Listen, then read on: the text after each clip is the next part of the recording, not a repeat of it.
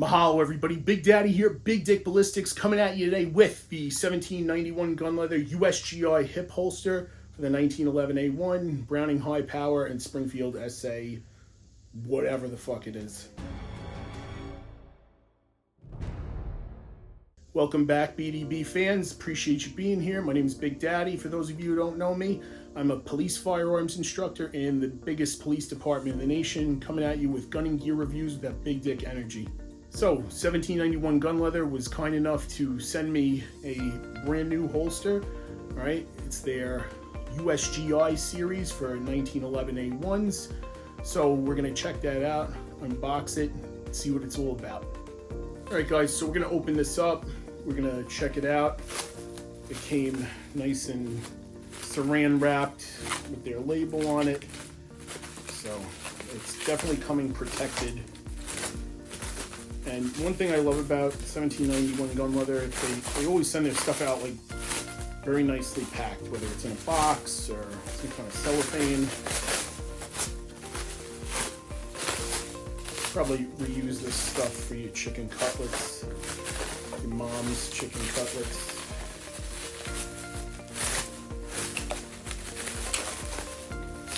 I hope Greenpeace isn't watching this because there's a lot of plastic in this. Alright, so here we go.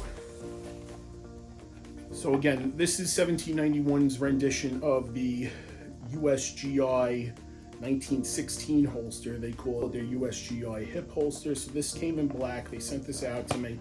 Very nice of them. Has some paperwork in here, and this feels nice compared to a lot of repros that I have. Now, I don't have reproductions of these holsters. I have reproduction slings for Garands, 03A3s, Krags, Enfields, and stuff like that. So they have all their stuff made in America, in Miami. They say native steer hide. So I would assume that's just American cows. They give you documentation on breaking in this holster. This thing doesn't need to be broken in, you just need to leave the gun in it. So this is nice and thick. So you could attach it to a web belt, or you could attach it straight through a regular trouser belt. This has about 2 inches of space, so you could thread it through something pretty heavy if you want to put it through a web belt. So I also like the fact that it's got this leg strap. These were very common in that era, World War II, Korea, especially for guys jumping out of airplanes and stuff like that, parachuting in. They would use this to kind of keep it from flopping around on their leg. So the attention to detail is good. I'm going to take out the caliber now that I use for reloading, and we're going to put it on here and actually see how thick this is. The tacks are really good on here. The stitching is also very good. So I'm really digging it. I think it's drum dyed. It's beautiful, in all honesty. So let's get the caliber, check out the thickness. I'm gonna make sure this thing is zeroed out and it's good to go. So I'm gonna check right on the flap right there, and I'm at 0.146 inches. Okay, so that's pretty good. That's pretty thick. So on their website, it retails for $99.99. You could use discount code Big Dick Ballistics. That'll get you 10% off. But the real treat is the comparison that we're going to do, right, to a real M1916 holster. This holster and this gun belt were brought back by my grandfather. He passed away in the mid-80s. Unfortunately, he was a corporal in the Marine Corps, and he was doing a lot of island hopping back in the day in the South Pacific. So this is his holster, his 1916 holster, and this is his 1911 A1. So in typical Big Dick Ballistics fashion, we're going to clear this thing out. Safe direction, all right? We can't activate that safety because that hammers forward, but we're going to remove that source, all right? And we're going to lock that slide to the rear and make sure that chamber is safe, clear, and empty. Look inside, feel inside, so that's good to go.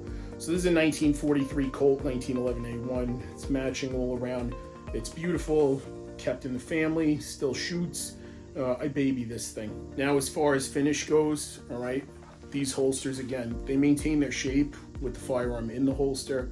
So I'm going to check really quick on that flap. 0.136.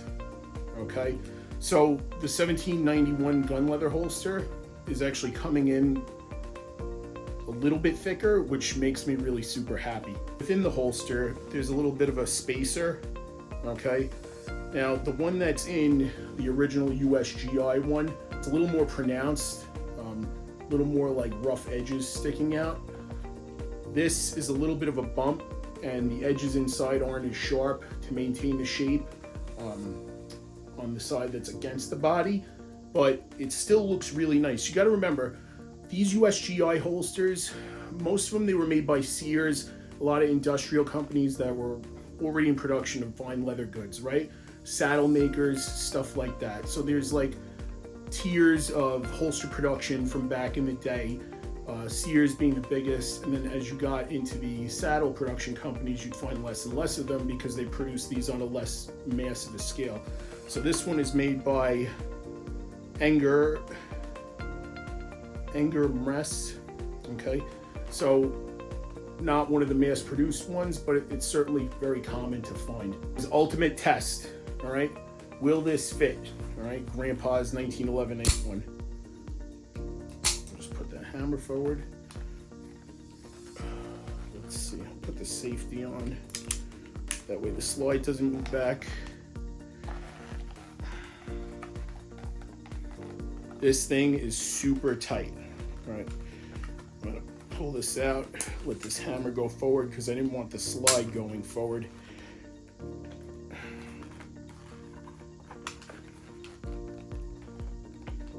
Oh yeah, that's nice. Okay, so is it good to be pointing at this thing at me? Not really, but this is a nice brand new American-made holster, so I would expect the fitment to be very nice and tight. So I got it over this stud. This is nice. The break-in procedure, you're gonna have to leave this thing in here, okay? But eventually it will take a set. Again, it's embossed with their 1791 logo. It's got US. They come in black, they come in tan. They're also available for the Springfield SA models, which are the high powers that they reintroduced, and original FN Herstal high powers. So that's cool as well. It's really nice that they're introducing these because there's a lot of Pakistani and Indian knockoffs out there that the quality is just terrible. I mean, the leather's paper thin. This that you're getting right now is a 10,000th of an inch thicker than what was introduced from back in the day. The attention to detail is nice. This piece, this little hanger that attaches to the web, looks just as sturdy as the one that my grandpa had. Again, I wish I still had this lanyard, but it dry rotted off back in the day. The stitching, it looks comparable, guys. I mean, you can see right here, comparing the two, very nice. And again, this has maintained its shape due to the fact that the gun was in it all these years. This, again, just needs a break-in period. Now, if you're a reenactor and you don't have a period-issued firearm, or you have some kind of wooden block or a repro pistol, like a Denix or something like that, this will probably fit. So I have a Crossman Marksman repeater, air pistol, so we'll see if that fits in as well. This is that Marksman repeater. They're cheap, they shoot BBs or 177 caliber pellets. We're gonna see if this fits in. Again, a lot of people aren't gun people and they just want to collect. So we'll put this in here, and this actually fit in the USGI holster as well.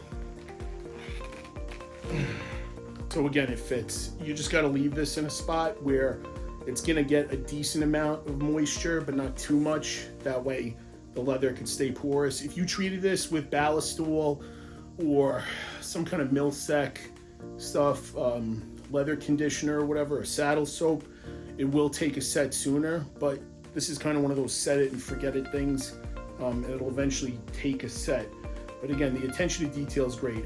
The bar tacks that are in here, the stitching, you know, handmade by Americans in Miami. Can't ask for anything better. 1791 Gunleather, check them out. They're doing great stuff out there. Shout outs to my friends Goldberg and McEnany, attorneys at law. If you're NYPD and you need 3/4, check them out. I'm also affiliated with Medicine in Bad Places, so if you need training, whether it be medical, tactics, or firearms instruction, check them out. My boys, Rusty Cuffs Podcast, they're amazing. I was on their show. BigDickBallistics.com if you want to support the channel. Go right ahead, buy some merch. Every dollar you spend on there goes right back into my channel. Shout out to my boys, the NYPD ESUA team, for hooking me up with this shirt. Love you guys. As always, remember to train, educate yourselves, your family, vote the right way. Stay safe.